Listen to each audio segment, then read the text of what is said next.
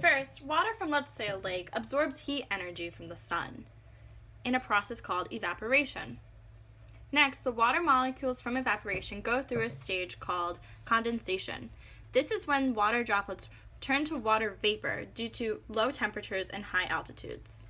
The water vapor now begins to form clouds, which leads to precipitation. The newly condensed water vapor will pour down as precipitation, such as rain or snow. Next, the water transpires down into the earth. What can also happen is runoff, where the droplets ride down the surface of the earth rather than being absorbed. Lastly, the droplets can either reach their original source, like the lake or the ocean, again, or it can be absorbed by the plants. This process repeats and repeats and repeats itself in a process known as the water cycle.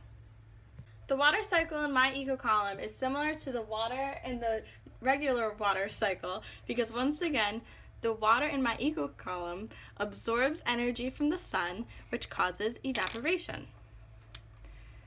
As water evaporates, condensation is collected along the bottle. Next, the condensation turns into precipitation. After condensation happens, precipitation begins. Precipitation brings important nutrients down to the fish below, collected by the terrestrial chamber and the decomposition chamber.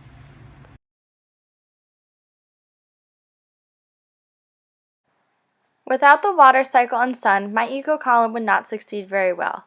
The sun gives the water molecules energy to evaporate. Those molecules next go through condensation, which then precipitates by dripping down the side, filled with nutrients picked up along the way in the decomposition level and the terrestrial level. The water that evaporated to the top can also precipitate onto the plant in the terrestrial level, giving it vital nutrients to grow. The rest of the water is either absorbed by the soil or falls back into the fish's water with nutrients from the levels above.